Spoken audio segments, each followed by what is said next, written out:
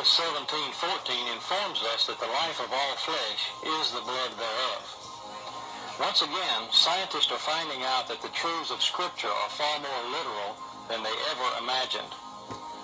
One evening, Mary Nell Wyatt asked me to take a look at some material from a burial cave to see if these tiny particles were present. Without my knowledge, one of the samples was actually the blood sample that Ron had taken from the Ark of the Covenant dig. Okay, Mary Nell's going to take the sample and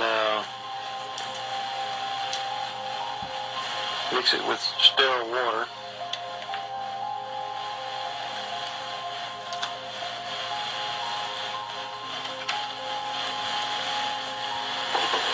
And a test tube there that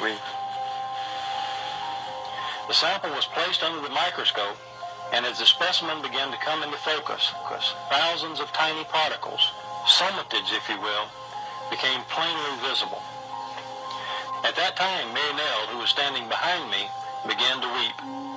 As I turned around and saw the expression on her face, I realized immediately that the sample we were looking at was actually the sample that Ron had found to be the blood of Christ. Dried blood is dead blood.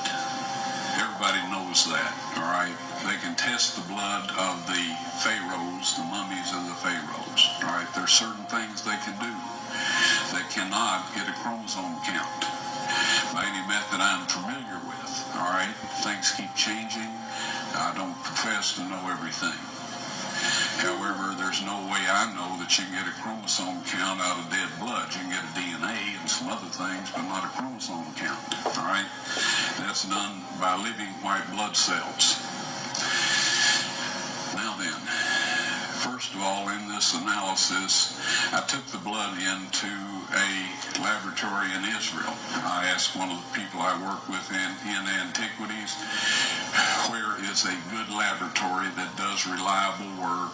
And they said, such and such, such and such. I took it. I just said, please examine this blood and tell me what you can tell me about it. All right? They said, well, look, we're going to reconstitute it. We're going to put it in normal saline and keep it at body temperature for 72 hours with gentle swirling. All right? That's their business. That's great. I said, now I want to be there when you check it out. They said, fine. So I was back. They checked it out. I said, now, they said it's human blood. We can tell that. They did whatever tests they need to do. And then I said, take some of the white blood cells and put them in a growth medium and keep them at body temperature for 48 hours. And they said, well, that'll do no good because it's dead blood. I said, would you please do that for me? And they said, okay, we'll do it. So anyway, I said, I want to be there when you take it out and examine it.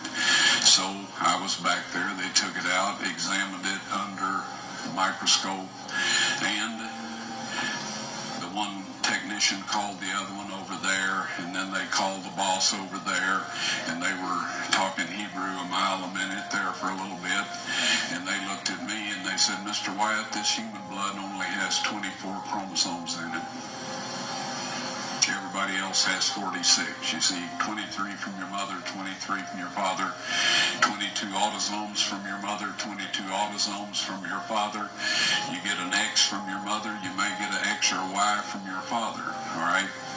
This blood had 23 chromosomes from the mother's side, one Y chromosome only.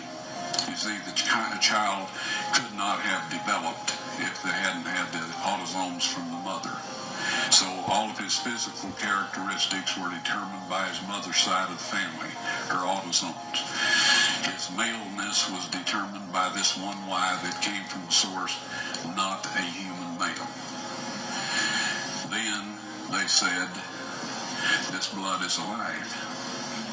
And then they said, whose blood is this?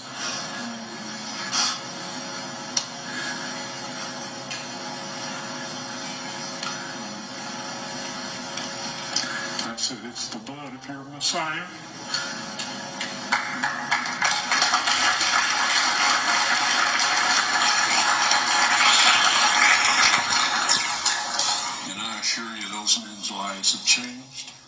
later, Ron Wyatt would confirm that this was the Ark of the Covenant, and that the blood on the mercy seat was from someone who had only one human parent. There were no paternal chromosomes except for one Y chromosome. Jesus was God's only begotten Son, just as he said he was.